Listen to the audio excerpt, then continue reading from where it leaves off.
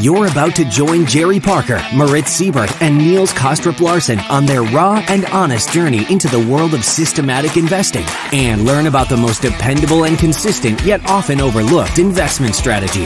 Welcome to the Systematic Investor Podcast Series.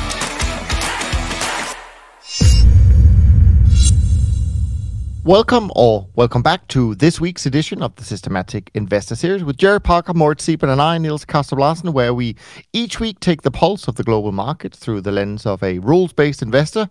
For long-time listeners, our conversations are intended to keep you focused and inspired to continue your trend-following journey. And if you are newer to the show, our hope is that today's episode will prime you to peruse the back catalog and check out episodes you may have missed. Jerry, Moritz, how are you guys doing this evening in Switzerland, Europe? Yeah, good evening, good afternoon. Jerry, doing fine. Doing well. It's nice to be wide awake for a change. Well, yes. To do the podcast. I'm usually wide awake at some point in time. Absolutely. For those who may not catch this internal talk here, we're recording Friday evening, European time, which is not our usual recording time. You know, obviously, it's been an interesting week, kind of more calm than what we've seen at the beginning or at the end of January. So some of the trends have come back in vogue that we saw in the beginning of the year. Of course, the talk of the town this week is Tesla, and I can already reveal that we have questions about that. So I'm sure we'll get into those details. But Moritz, as usual, how was your week? Good week, busy week. I must admit, I haven't closed down the markets yet for my system. I have a feeling that it's a positive week, probably only slightly positive. I guess today is a good day. The bonds are rallying the last time I looked. Yesterday was certainly positive, but I'm not so sure about the days prior. So I guess it's slightly up. Yeah. I mean, so far on our side, as of yesterday, certainly a solid week. Equities in the lead, so to speak. Currencies also did okay so far, and we saw some small losses in some of the other sectors, but nothing that so far have been able to spoil the week overall. But of course, I think all eyes will be on you, Jerry, this week. You're the only one who dare trade Tesla, so take us inside the machine room a bit here. I like Tesla. You know, it was a short just a few months ago, and it does kind of reversed into a long. So, you know, that's probably a good chart pattern. I don't look at patterns, but it's, you know, if you're interested in that, it's going from long to short fairly quickly is probably kind of a bummer for people who are short. And so that's probably a good thing for the long. You know, people don't like to turn around having a recent loss so quickly, then, oh God, I got to go short. I mean, long. So it was a good trade. And it's a big stock, but, you know, as always, we just size it inversely to the volatility, number one, which was low, you know, $10 or $12 a day ATR at the time. And now it's, I think, 60 something. So I really like it on the days when it's up 150. But then one day this week it's down 150. I didn't like that as much. So, you know, it's a small position. I trade 35 stocks. So every position's small. And that's why I just don't even, break a sweat one way or the other. It's so much fun to have a sector or a group of markets that there's so many to choose from, even if you're trying to find a diversified group. And then you can trade them super small to where, you know, it's not even an issue on those really bad days. You know, your pride may be hurt, but it's fun. And I wish I could trade 35, you know, bond markets that were different, you know, or 35 currencies that were all different. But the stocks were kind of fun. And someone asked me today, are you interested in hearing the market commentary on some of these markets? And I'm like, I mean, I'm interested. You know, 99% of what I do is going to actually in the markets is going to be rules based, but I'm still interested in what's sending, you know, Tesla up and down and some of these other markets just for the heck of it. Sure. No, I mean, there will be definitely some questions. I recall that from seeing the emails coming in. And of course, if you do have questions for the show, info@toptradersunplugged.com is the place to send them. And we'll do our best to get them on the first coming episode.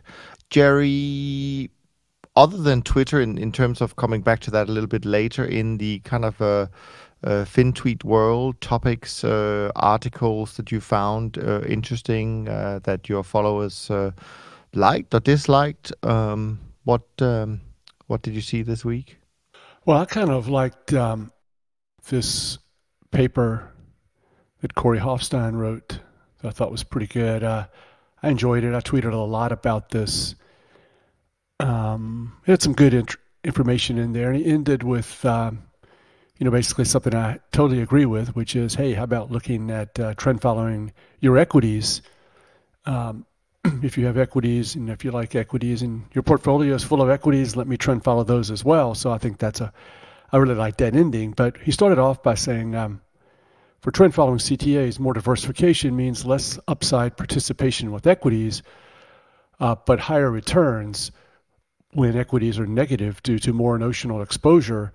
And in past crisis, we've seen a large number of assets trending simultaneously. So I think he's sort of getting in there and sort of showing us, what's happening here and how do you make it better or possibly worse when you build a CTA portfolio with stocks, and you should go for more diversification or less. And so, and of course, I left off one of his key concepts in this is that when they go through this analysis, they're keeping the portfolio kind of vol adjusted to sort of the same risk portfolio. And so basically saying diversify, you'll make more money. You'll make less money when equities do well, of course, because you're trading all these commodities and bonds and interest rate and currencies.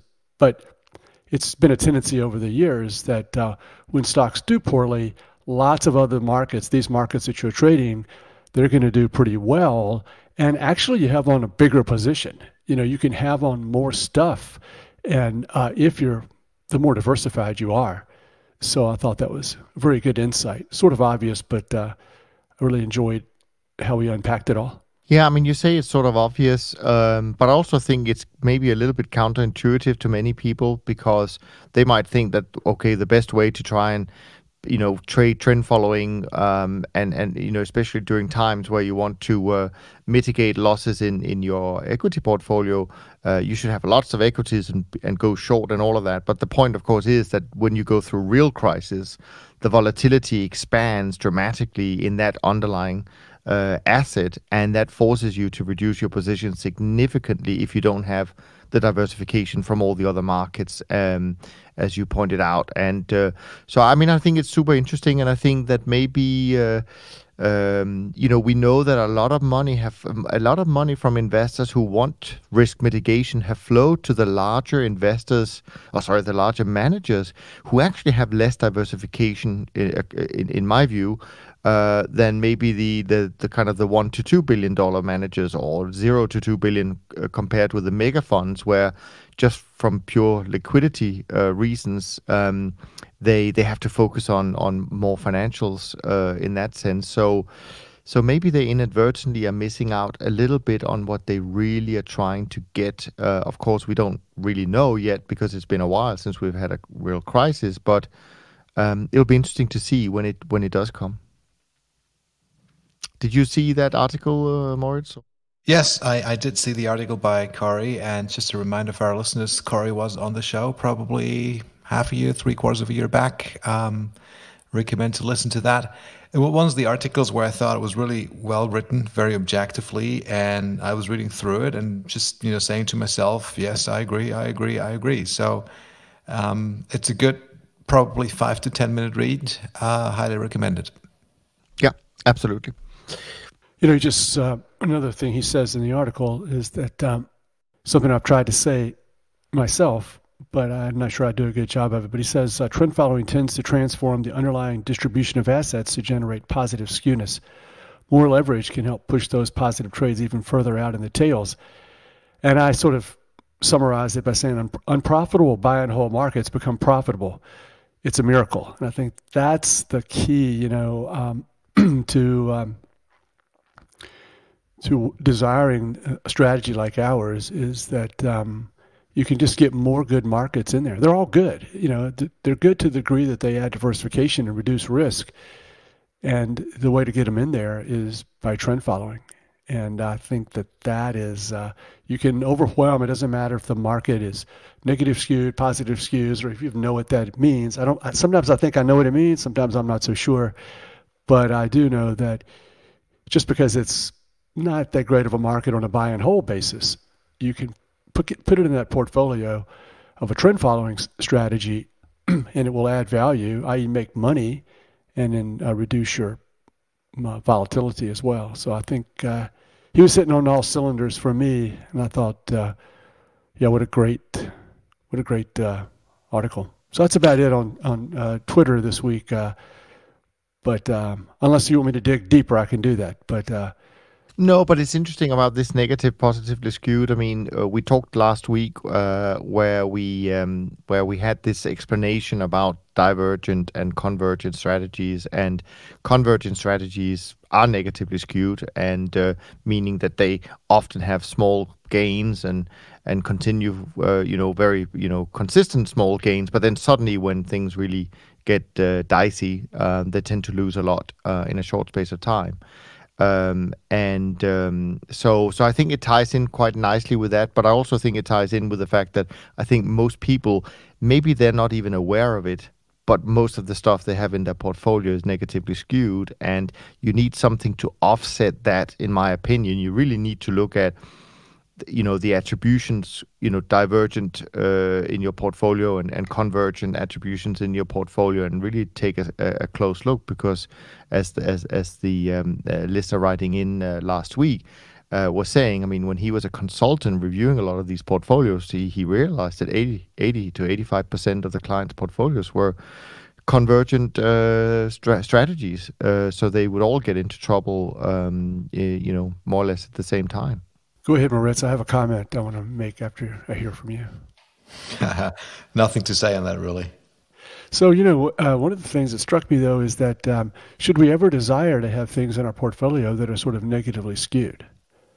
And maybe we have to. And that's, so I guess sort of the definition of long-only stocks. But I think that maybe Corey and I are sort of saying, hey, let's trend follow those stocks as well, and then we can turn those into positively skewed.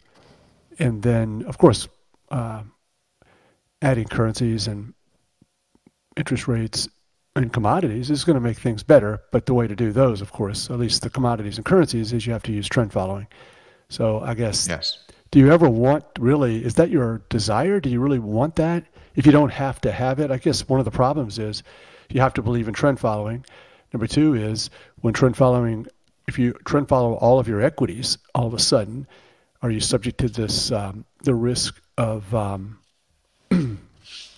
tracking error? I was hesitating because I couldn't. That's my favorite topic. And so, in career risk, hey, we didn't make as much as the S&P last year, which was a great year because we were trend following all of our stocks. So I guess that's one of the reasons you may, not mathematically, not practically, not a professional trader or investment manager reasons, but for political reasons, you may want to have some of that negative skewed stuff. But to be like everybody else. Yeah, that's right.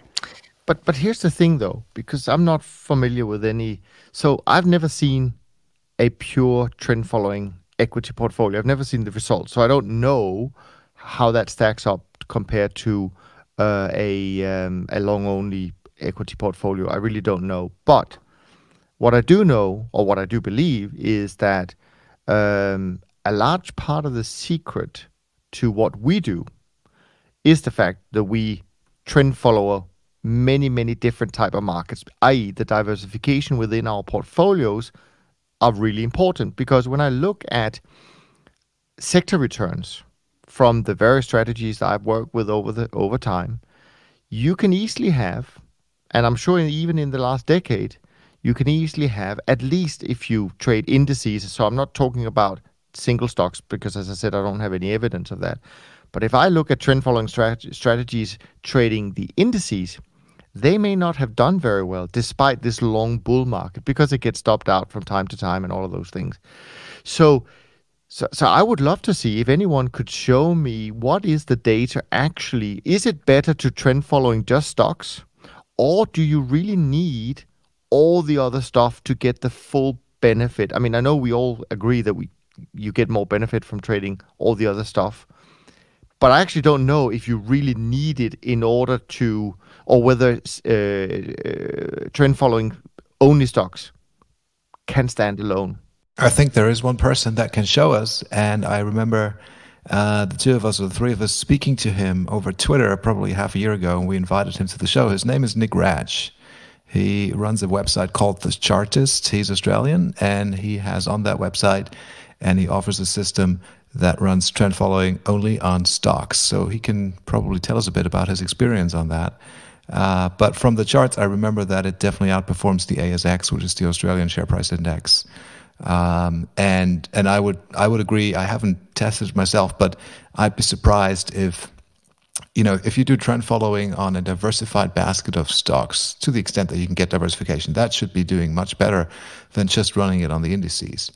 And so there I'm catching myself guilty saying that and trading the equity indices. So for me, it is probably still this transitionary period where eventually I'll probably fade out of the equity indices and start moving into the single stocks, because very, very difficult to find a reason to not do it.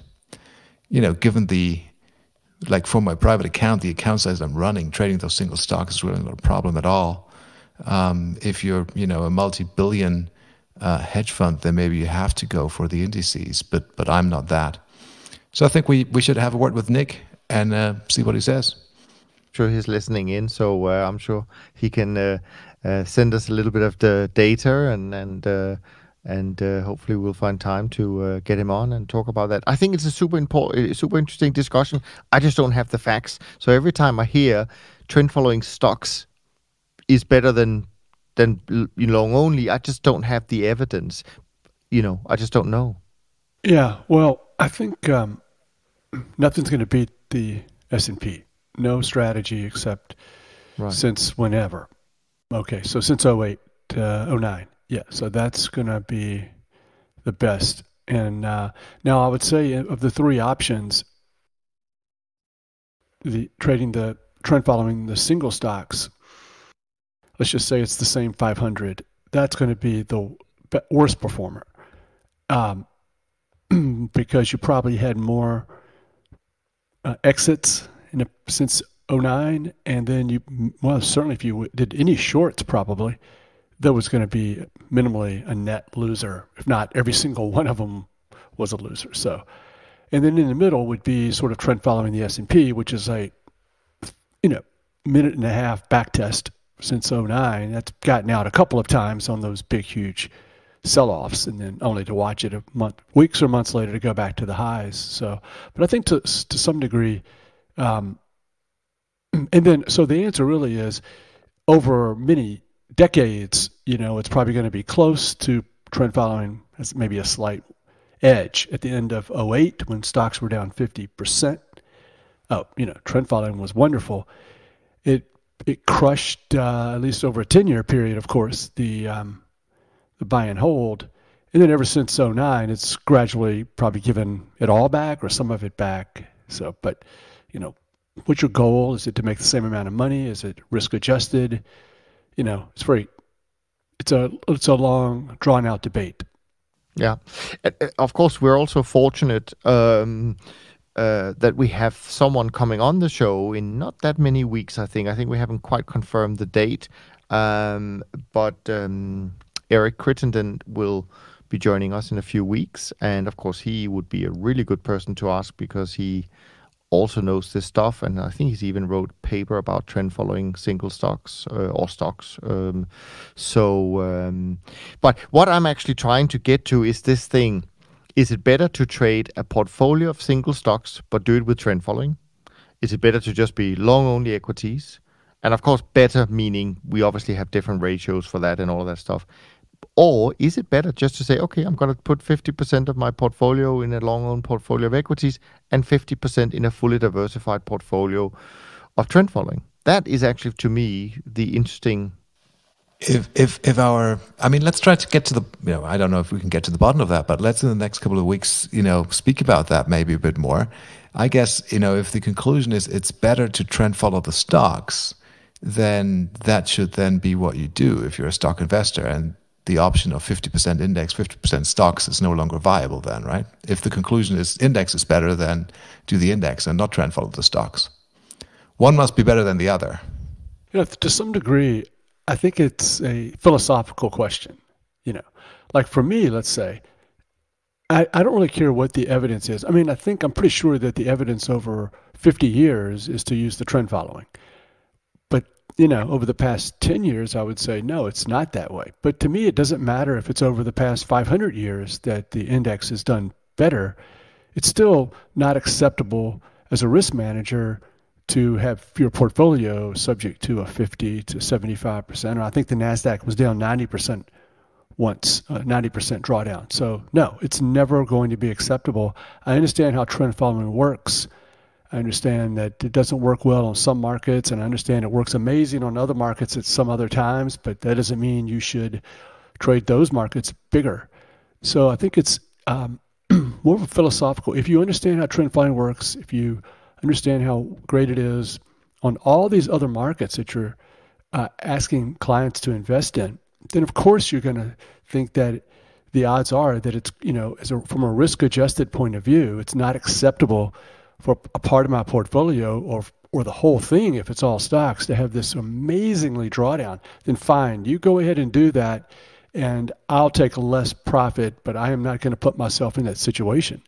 And then if someone would have come to the three of us, any one of us at the end of 2008, and said, I just never thought that this could happen. I just never thought I could lose over half my money. We would have said, yeah, that's the way life is. You can't rely upon historical return. It's sitting there. It's happened. And it's happened to make money over the past 10 years, unlike anything else. It's happened to lose half your money in 2008. You can't sit back there and say, that's evidence. It's not evidence. The evidence is the trend following with the 5,000 trade sample size. That's the evidence. There is no evidence other than it's more of like a feel, a religious thing. I don't really like trend following. I don't like systematic. I like value. I like fundamentals.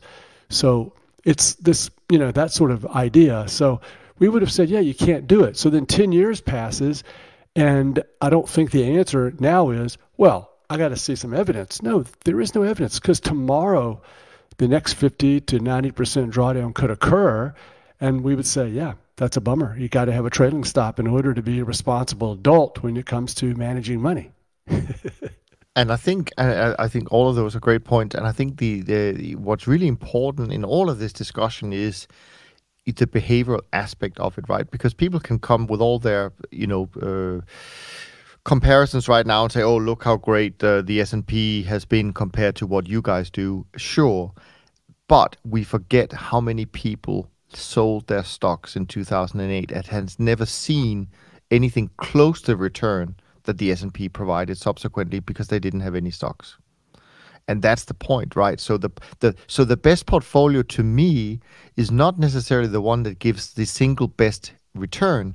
It's the one you could have held on to and felt comfortable with at all times. And of course, something has to give. If you have lower drawdowns, but you sleep well at night, okay, maybe you have a little bit less return. Yeah, very good. I like it. Exactly. I agree 100%. And let's not forget that the S&P is such a very nice long-only trend-following index, buying more of the stuff that goes up and less of the stuff that goes down. Absolutely. Yeah, I wonder if, I think MEB, yeah, that's true. Somewhat of a trend-following index.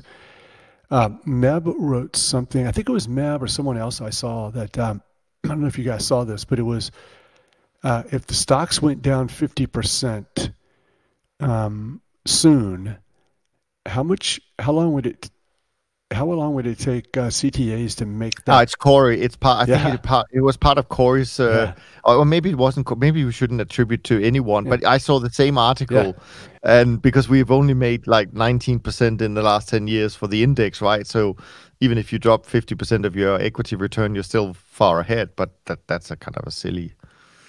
But it is. It would just basically take us a long time to make up, even if the S&P is down 50%. That's kind of funny. Yeah. I mean, sad, but sure.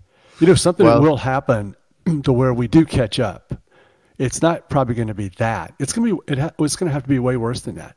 And then of course, since we kind of, it's not really a fair fight, possibly, because some of the best performing CTAs could run a vol that's a lot lower than the S&P, right, and that sort of thing. But to some degree, I hate to be such a, I don't know how you describe it, but I guess to me, I definitely could be accused of it doesn't matter what the performance is. I'm not going to trade with less diversification. I'm not going to trade without doing shorts. I'm not going to take large losses. I'm not going to pay attention to anything. I'm only going to pay attention to the prices and the trends, and it's non-negotiable. It doesn't really matter what else is out there. Other things than that, give a tweak or two. Way too risky. It's just not right. And well, then you're going to go a long time and not really make much money, and all you'll be making is the interest income on your margin. And I'll say, okay, I mean, maybe that's the case, but I don't know. I'm just older, and the most important thing about what we do is it's under some sort of risk control. Yeah, definitely. All right, well, let's in our new quest to try and keep our episodes down to about an hour or so, which we'll probably fail at very shortly. But in that quest, let's jump straight to the questions because there are a few. And the first question in is from Jacob. Jacob writes, as fund managers, you receive new investments, dollars, I hope. Now, let's say that 2 months after positions have been entered, or at any other period, there is a nice open profit, open trade equity, and you have to put a significant amount of new AUM to work. What do? A, immediately add to the positions using the same number of contracts, shares, etc., as per the AUM that you used 2 months ago at trade entry, but with significantly more risk, i.e. initial stop plus open trade equity, thereby distributing possible uncalculated losses over existing clients as well. Do nothing. Do not buy the existing positions. So that was option one. So option two is do nothing. Do not buy existing positions with the new money. I'm not going to read the whole thing because I think we get the gist of it.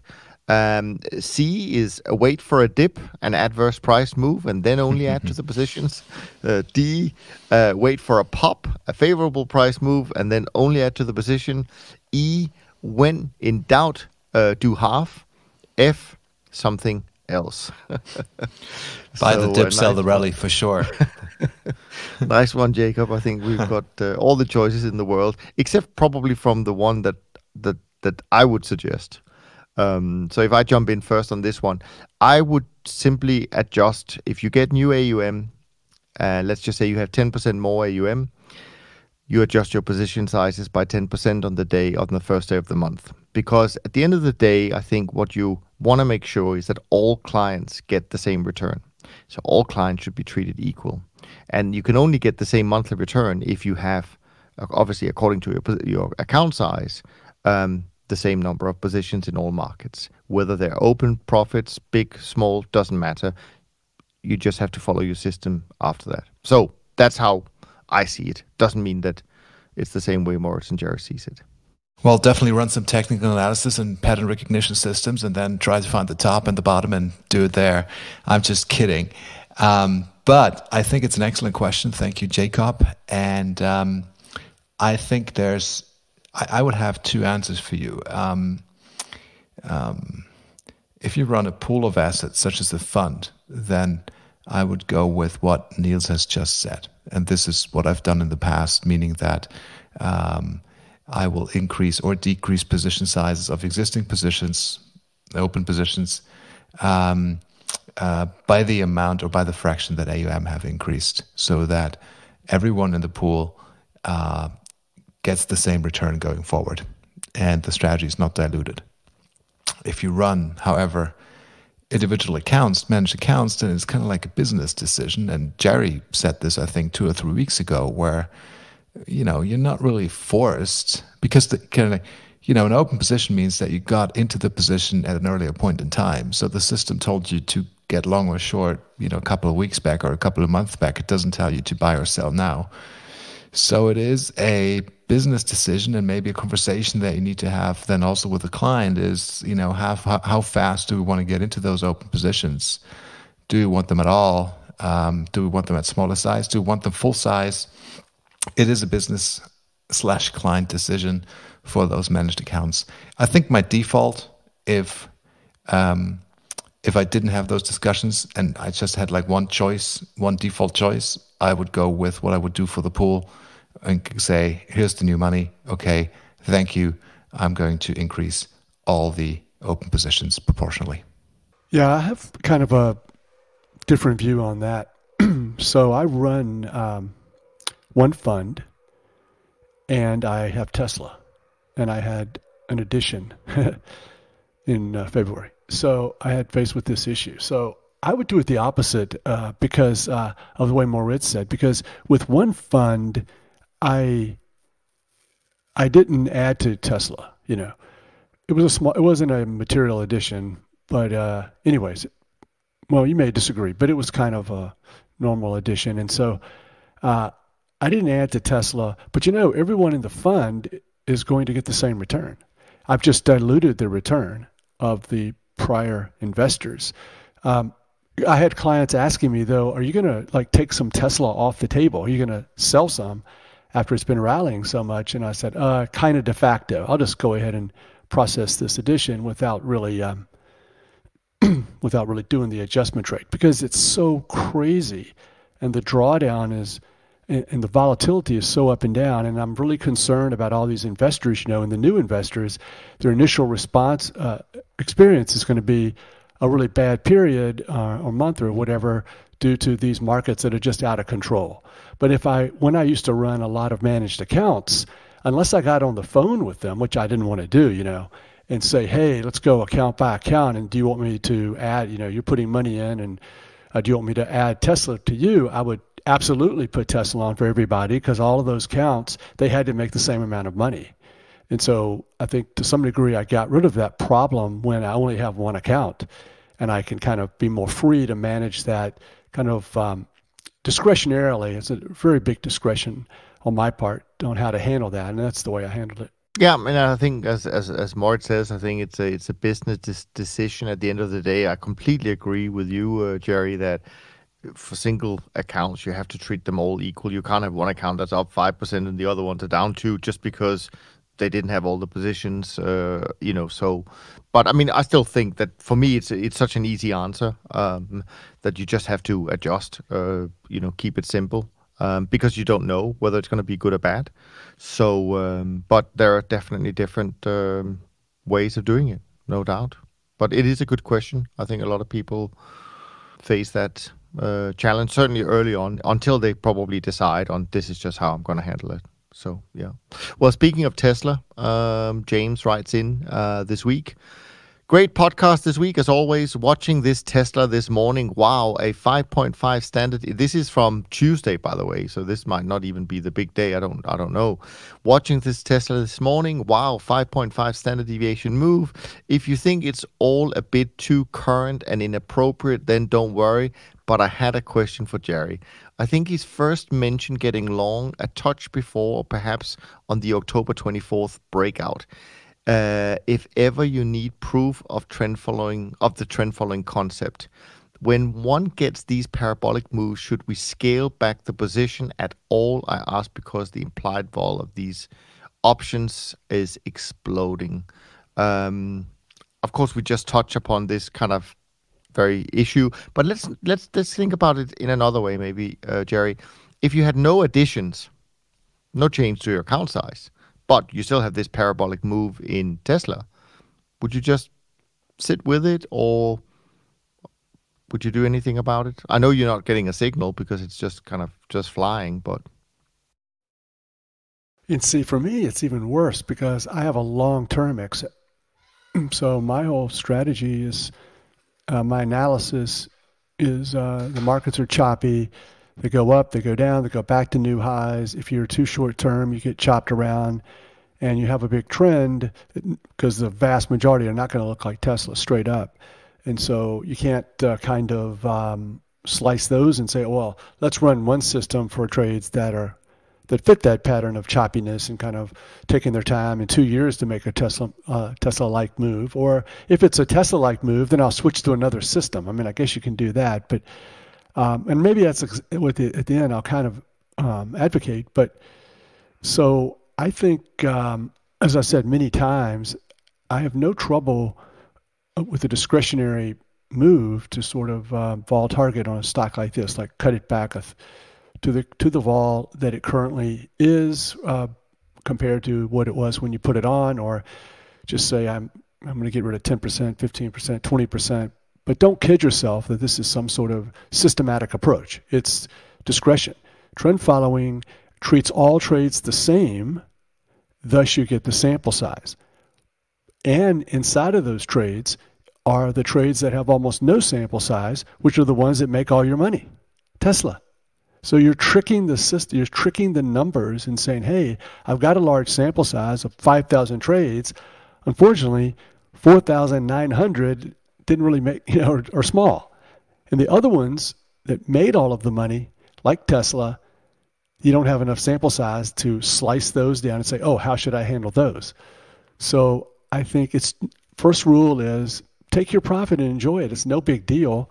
To help yourself sleep at night. And if it's called vol targeting, then do that. Or if you call it just discretion, it's all just discretion. There's no numbers to back it up. And then I think number two, the most important thing is to have a plan of what are you going to do when you get into a situation like this. And I don't think a good plan is, well, I'm just going to wait for my 200-day moving average or my 300-day moving average. You're going to give back all your profit like this sometimes, or maybe frequently. So you need to have another tool, which I'm not going to tell you what it is. Figure it out for yourself. And my tool is a little bit different when I see markets like this. So obviously, I guess I am advocating for another way of exiting, which obviously doesn't have a huge sample size, but it is a systematic kind of rule-based. And number three, very important, it's trend-based. So if it goes straight up, try to be a little patient or take a little bit off. But if you start seeing some, your tool that you may want to add to your system or rules would be something like, well, at least if it's got to show lower prices, like the other day when it was down 150, maybe you have something that kicks in then, but I'm a little hesitant to have something kick in when it's up 150. There's just the trend follower in me. I'd rather give back $150, $200 with a rule rather than try to guess the high, or I don't know. I feel better just making it a trend based. I mean, obviously, we've talked about this many times, and it's one of those topics that really get us going. So, given the time, it's quite late in Europe. We're not going to go there tonight. But actually, what you are saying, I think, is that if you have a rule in there that takes you out of these parabolic moves, at some point, but it doesn't have the same sample size as the other ones. I mean, I don't see a big problem with that as long as you've tested it over a long period of time. Okay, maybe it didn't happen so many times, but you still tested it and you're happy with it, so you're going to continue using it. I don't see any particular issue with that as such. Compare that to not having a rule and just doing it completely discretionarily. I would say having a rule, even though it has smaller sample sizes, is better. What do you think, Moritz? I don't know about that.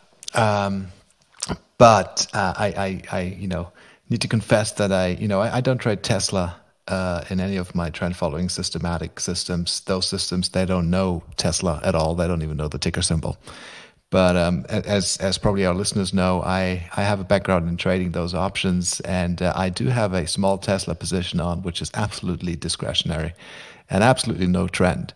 And this is like on Tuesday when Tesla intraday traded at around 940, 960, around that range. And I was on a train back from a client meeting, and I was looking at the options markets. And even though Tesla had made this massive move higher, the puts became more expensive. Let me repeat this. The puts became more expensive while Tesla was moving higher, because the skew, which is a term that Jerry really doesn't like, but I have to use it, which is the implied volatilities on the wings, like the out-of-the-money options, became so steep that the call and the put prices out of the money were exploding. And I put a limit order in to sell a call in March at a strike price of $1,500. So this is still about $600 away from where the thing was trading. And it got filled. And I have a very nice profit on that.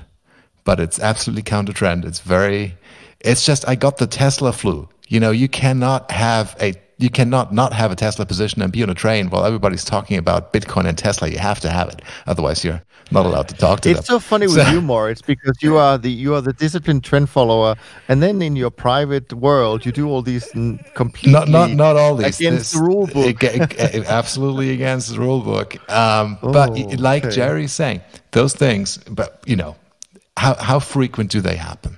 You know, it's not. I mean, maybe it's every once in a while. Every once in a like full moon and sunny day. But when they're there, we may as well take a little bit of a position on. It's not something that will really, change my life in any shape or form. It doesn't cause me a sleepless night. I hope Wayne isn't listening, because I told him in Miami when I said him that, selling options is really, really evil. So here I am, 1 week later, doing exactly that. Oh dear. What have we gotten into tonight? But, it's a small thing, and it's good fun. Last point on Tesla, because there is one more email which just got in today. It's from Matt. Matt starts out by saying, "Good day, gentlemen and PT." So, of course, I had to bring PT into the conversation. What methods, if any, do you use to dampen emotionalism when it comes to outsized gains in a position like Tesla?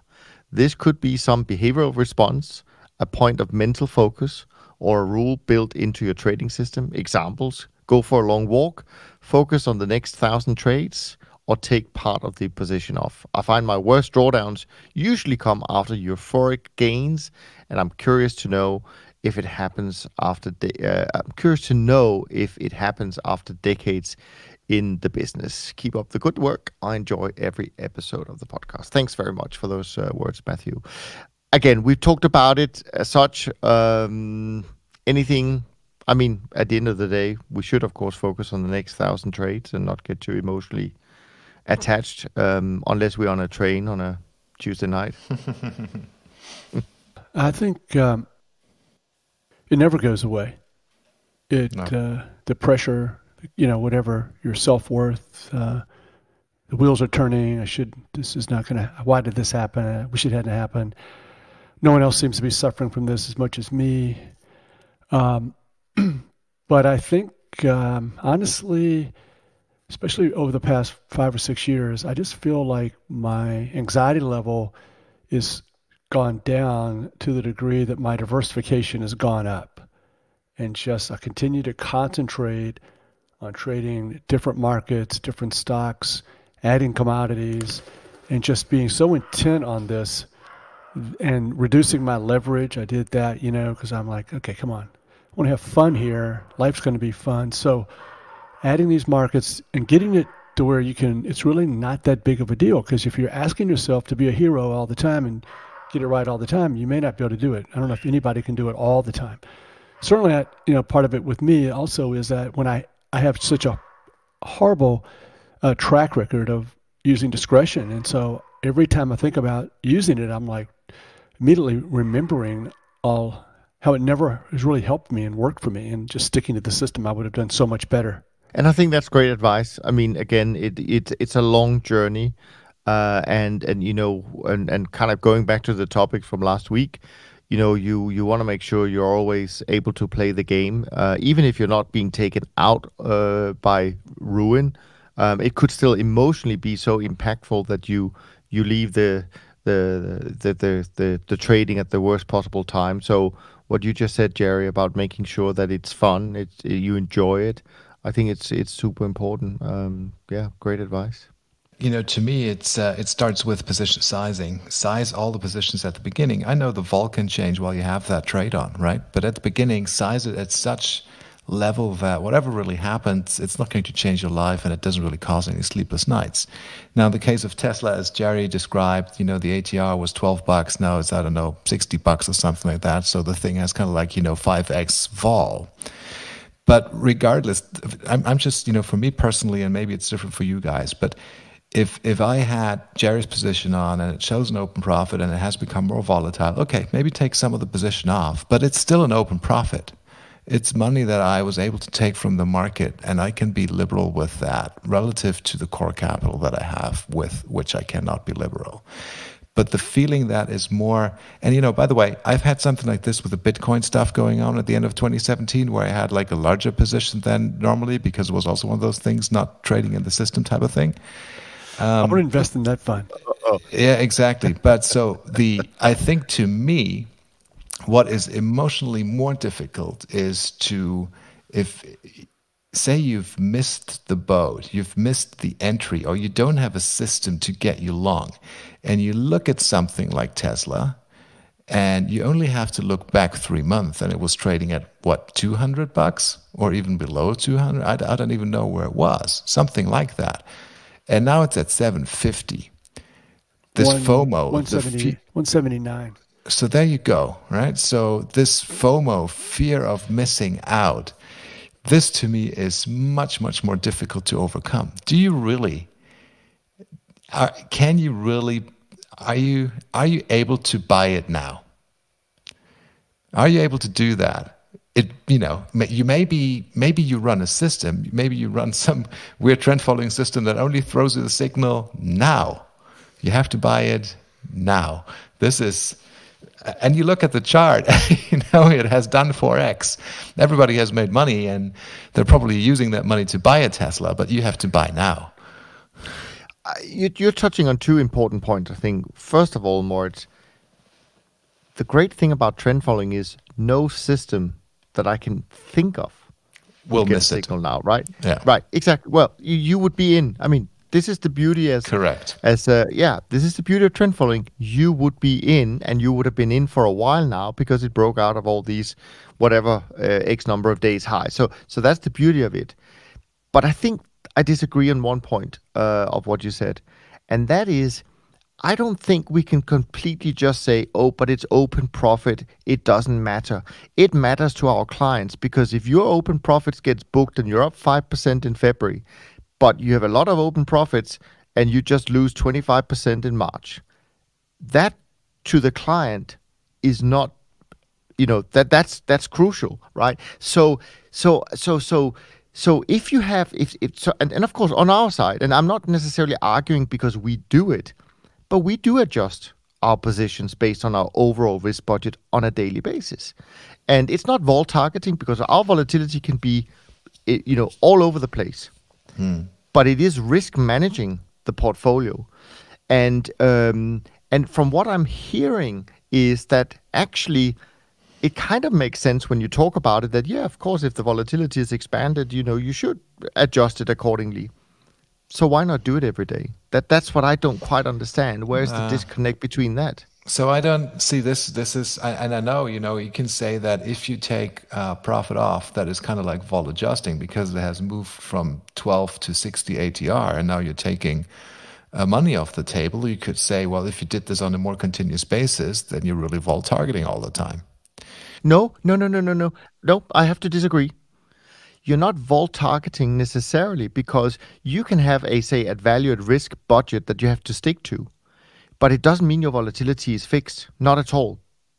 Just if you did the math, it certainly doesn't. Well, so what I just volatility meant, if every time the ATR changes and you do this in a continuous way and you adjust your position size, this is vol targeting. So one slight form of vol targeting is to reduce your position size if volatility has increased, which in the case of Tesla, if it moves from 12 to 60 and you're reducing your position size, you've adjusted for vol. So this is one example. So if you do this once, okay, let's not call this vol targeting, but if you did this on a more frequent basis, it becomes this, right? It turns into this. I disagree. It may work in your world because obviously, as you know, we manage risk in a different way, right? So I can't speak to whether it would actually just keep your volatility static if you did it on a constant basis. What I can see on our side is that maybe I should add to that. We don't have a fixed VAR budget either. So our VAR budget can change. And of course, that's why our volatility can change.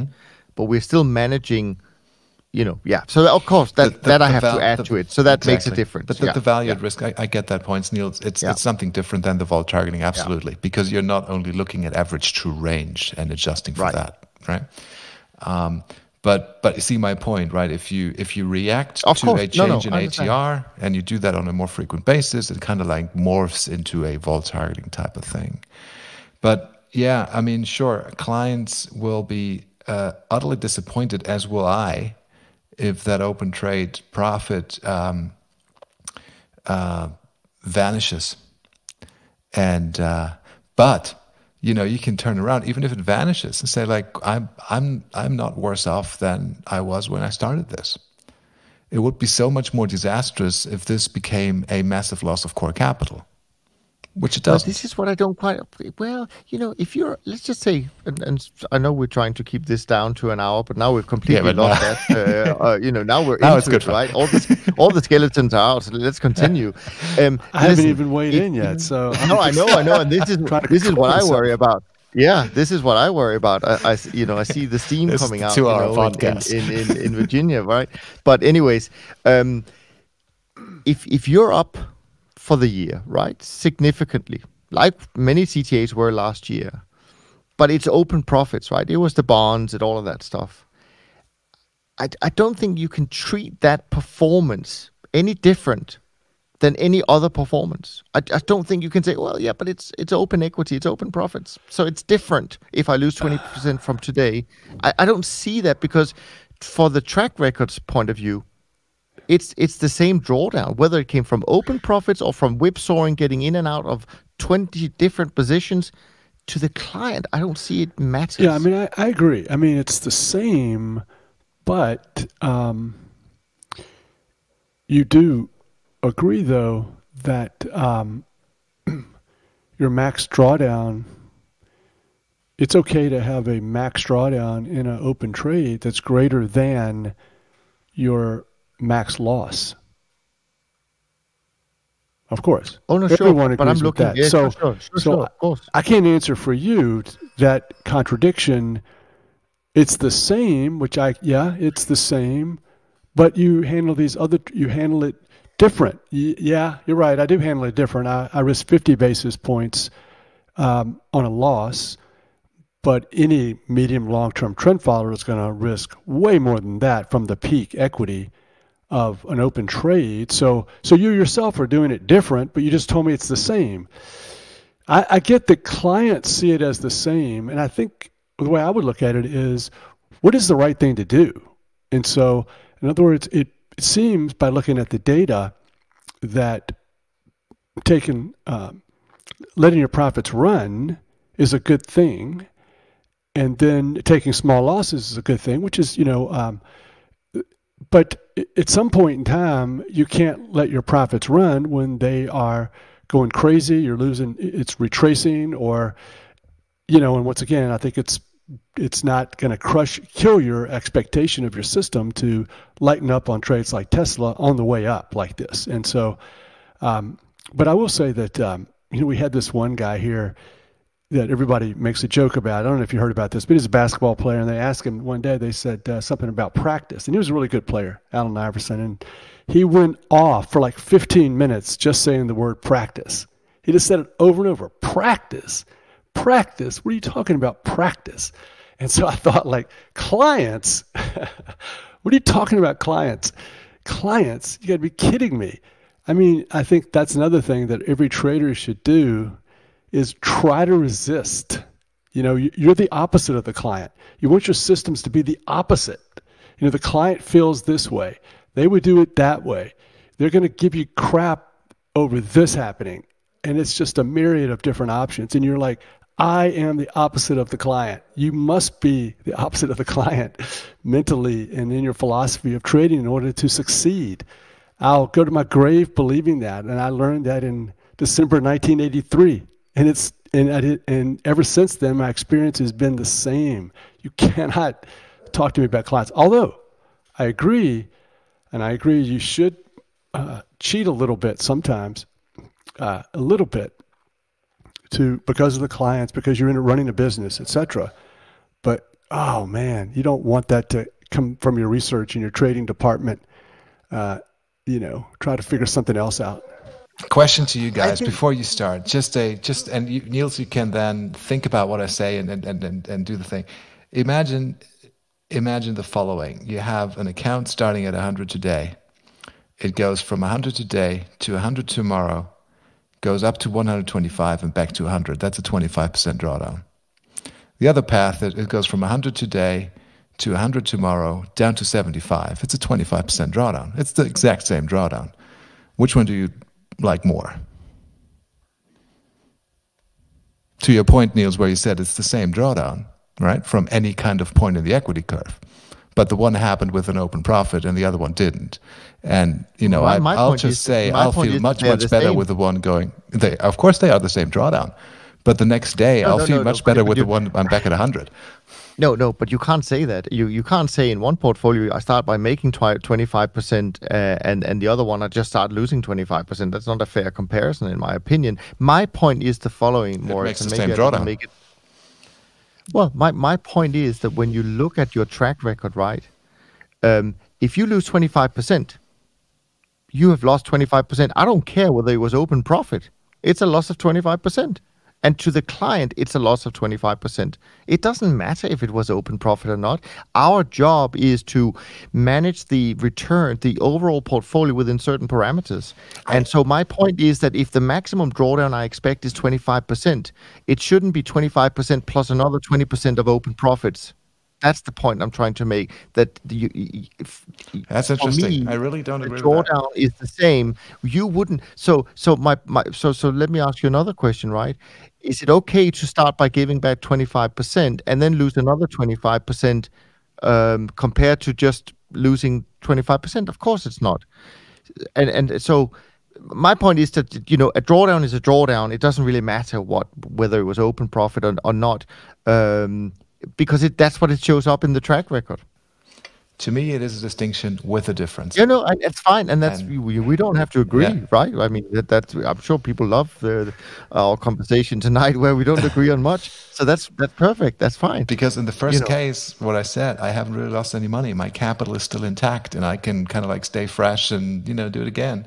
And don't. Well, it depends from what time you lost money from when the open profit was at the highest to where it is now. You lost money. You can't deny that, right? Yeah, absolutely. You might say, okay, but if I look at it from the beginning of the year, I lost money. Sure. Yeah. And all I'm saying is that when you do the back test, the computer says, take those small losses, 50 basis points, but your fluctuation of your open trade, in order for you to make money, in order for it to be a profitable system, your fluctuation is going to have to be much greater than the 50 pips. And that's what I'm saying. Agree. You can argue about it, but it's really, at the end of the day, you're just going to be compelled to look at the data. And then another thing is that, in my experience, is that if you are habitually fall targeting on trades like this, you must risk more money. And you've heard this saying, risk does not go away. But you don't hear about this from the vol targeters a lot. Like, you don't hear them get up on, write these articles and say, well, vol targeting is this free lunch. We just get out of, when the vol doubles, we get out of half our position, and we do this daily. There's no downside. Not so fast. If you're risking 50 basis points to achieve the same return with vol targeting, you may have to risk 60 or 70 or 80 because you're taking smaller profits. But my drawdowns are a lot less. I know they're a lot less, but you're not going to make the same target return. The core system, you're going to have to just trade it larger, and you're going to shift that loss of open trade equity to more capital loss, because and plus with a systematic approach that has 60% losers. So it's not that great. Now, it's another twist on the client thing. Clients don't even see it. They don't even see it. You lose 50 bips, you lose 75 bips. I don't care. I don't even see it. But let me tell you what I do see. I do see that big drawdown in Tesla, and I don't like it. So, as the doctor, as the adult, as the person who went to the med school, well, the patient's in charge. I mean, they're going to die, but they pay the bills. I'm not sure how to come back on that one, Jerry, but I see it differently. I don't necessarily see all this. I think we as people who can look inside the machine room, we see all of this stuff. The client sees the daily NAV. They might not even see the daily. They see the monthly. And I think that's what matters. And by the way, I agree that we have to protect clients, but we also have to always remember that it's the clients we serve. Maybe not you, Jerry, but we as businesses where, okay, we are also a client of ourselves, but we certainly serve the clients first and foremost in that sense, and we're going to try and give them the best possible trend following system we can that we also invest in alongside. So we are we are also a client as well. But it's great that we have difference of opinion. So this is another thing we can come back to from time to time when we want to get the juices going. This is a great topic. I mean, it's just so much fun. I feel like I'm a huge moderate in this because I'm just sort of stating I don't like this. I mean, there is no big answer. What I dislike is not uncovering all of the pros and cons of both ways of doing it. I'm definitely 100% on record as take your profit. But, doing this frequently. And I would also say that regardless of how you try to do it, and the crux of my whole argument was, it's ironic that there is a huge downside to taking profits and doing it a lot, doing the vol targeting or the constant volatility of the portfolio. And it could be argued that it's people who don't do it are the ones who are putting the clients first, because I think it's a little dubious to do it on very often. So, and that's the way life is sometimes. When you tell people to take medicine and take your medicine, and I know you're not going to like this, but it's what's best for you. These are not always people who are not putting the other person first.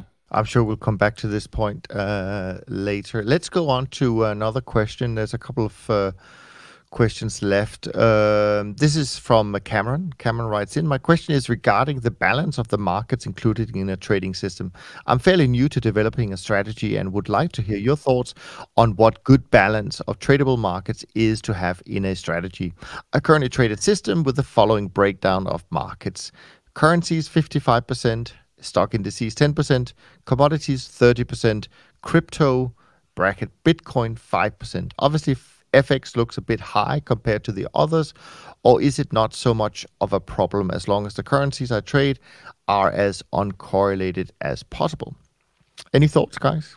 Well, he's trading 20 markets because Bitcoin's 5%, so we know that. I don't. Good observation. I don't think there's right or wrong there. You can, I believe, have a fairly diversified portfolio with 20 markets as a trend following trader, with some equities, bonds, currencies, and stocks, and especially commodities. But you have to try it out. See what produces the diversification benefit that you want. Obviously, the more markets, the better it gets. If you can't trade more than 20, then do that. If you can trade 30, 40, 50, then I'd go for that as opposed to 20. But I think within the scope of 20 markets, there's a lot of potential to get diversification. Yeah, I started with 20, a few grains and a handful of currencies and a bond or two and one S&P. A lot of times when I see small traders in the portfolio, a small portfolio, I don't have a lot of money, I can only trade a few markets, and half the portfolio is stock indexes or ETFs. So I would rather trade 2 or 3 from each sector: grains, metals, energy, softs, meats, currencies, interest rates, and maybe the S&P index if you have to, or something like that. Two indices, and I mean, you depend on maybe, and then maybe you have to choose markets if you have a choice, like which one is the smallest contract, things like that. Just make that decision and try to get as much diversification as possible. But that, it's probably doable. I used to do it with $1 million in 1983. Yeah. I mean, on my side, Cameron, I would just say, I mean, I would probably lighten up a little bit on FX and I would add some bonds just to get more diversification. Bonds are pretty good on the trend following, for trend following, generally speaking. So, yeah. Otherwise, I think everything has been said about that. The final thing I wanted to touch on in terms, well, there's two more things. There's a quick one, which I don't know if it's quick, but I hope it is quick because I don't know that we know so much about it, but it's from one of our very favorite listeners, Sam. So I do want to acknowledge and bring it in. And that is just a question about ESG. And so he's asking whether we are aware of any trend following hashtag traders who still prioritize ESG assets. Funnily enough, that was a topic we just touched on before we went on air, but I find it a difficult topic in our world, certainly for people who don't trade individual equities, to have a strong opinion about ESG. How do you incorporate ESG in what we do? I find it difficult. And so do I. I think for us trading the commodity markets and the energy markets and just a diversified trend following portfolio, it's very difficult to even understand what ESG means in that context and what the impact is. And I know of CTAs who have signed the UNPRI and who mention on their websites that they're all for sustainability and all that. I have no problem with that, but I also know that they're trading crude oil and nat gas and all of that. So I'm not sure if there's a conflict or whether there's an imbalance. I probably need to learn more about it. I just don't know how to handle it within a trend following context the way we do it at the moment. Yeah, I'm all for trading a lot of ESG stocks, and trying to fit in and trying to, don't think it would be, I think trend following CTAs that traded stocks as part of their portfolio would be the ones that would be easiest for us to incorporate those type of stocks without some sort of certainly any material fall off in performance. But then can I go short them? I don't know. And then, man, I got to trade crude. And can I trade crude? Do I only have to can I only short crude? So I don't know. I mean, I have a feeling that over time, or at least in the recent, in the upcoming months and years, it may be better to trade the sin stocks. I'm not sure. Good stuff.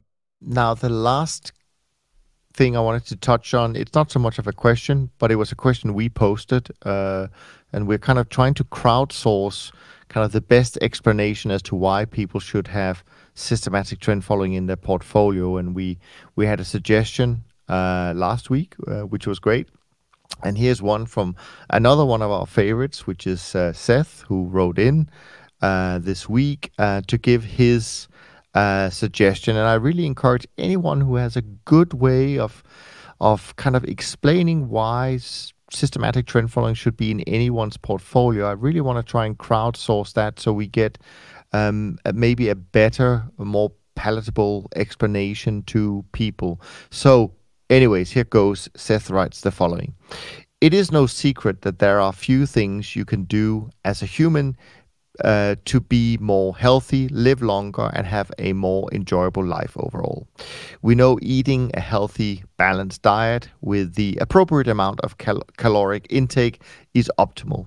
We know frequent physical activity and exercise helps not only strengthen our physical condition, but also improves our mental health. We know sleep is a good thing. We know it's better to abstain or avoid some things like smoking or crossing the street without looking. There aren't that many secrets when it comes to being healthy. The hard part is making good choices in the moment. Often the short-term results of healthy behavior are negative and lead us to making suboptimal choices for the long run. Cheeseburgers and chocolate cakes taste good. The first time you go to the gym will likely result in soreness. Running a red light may get you to your desired destination faster. Often the easier expedient, or feel-good choice is not optimal for the long run. Wouldn't it be great if we could just hire someone to make better choices for us? Not only make the choices, but deal with the short-term undesirable effects of optimal long-term decisions. When it comes to long-term preservation and growth of wealth, there aren't many secrets either. Be diversified across asset classes, geographies, and time frames. Cut losses short and let winners run. Be agnostic when it comes to market direction, especially with asset classes like commodities and FX. Take small bets, avoid large losses, have a plan, and then have the discipline to follow through even when short-term results are suboptimal. Wouldn't it be nice if you could just hire someone to do it for you? I love it, Seth. I have to say, it's great. Well put. So thank you for sharing that, and thank you for allowing us to share that with thousands of people around the world listening in to this conversation. Thank you, Seth. It's really great. Seth, you made me very hungry. Good stuff. We've already blown that 1 hour budget we had, so I'm going to just make it really short in terms of the update, and maybe I'll continue to do that, not to bore you too much, and just say it's good so far in February for trend followers and CTAs. It's up for the month. Let's see how it goes. Any final thoughts, guys, that you want to bring up? This was real good fun tonight. Let's continue this next weekend. Yes, I love it. Can't wait to get Eric on the podcast and continue with him. Absolutely. Before we finish, let me just say that there is an updated version of the ultimate guide to the best investment books of all times that you can get for free. Go to toptradersunplugged.com and you'll see a little banner on the top where you can just download this guide, which hopefully will help you on your investment journey, whether it's systematic or not. It's some of the greatest books that has ever been written. And if you felt you got some value from today's conversation, and I hope you do, then please share with your own followers. Of course, we're always grateful if you can leave a rating and review on iTunes. It really does help other investors discover the Systematic Investor series. From Jerry, Moritz, and me, thanks so much for listening, and we look forward to being back with you next week. Thanks for listening to the Systematic Investor podcast series. If you enjoy this series, go on over to iTunes and leave an honest rating and review. And be sure to listen to all the other episodes from Top Traders Unplugged. If you have questions about systematic investing, send us an email with the word question in the subject line to info@toptradersunplugged.com, and we'll try to get it on the show.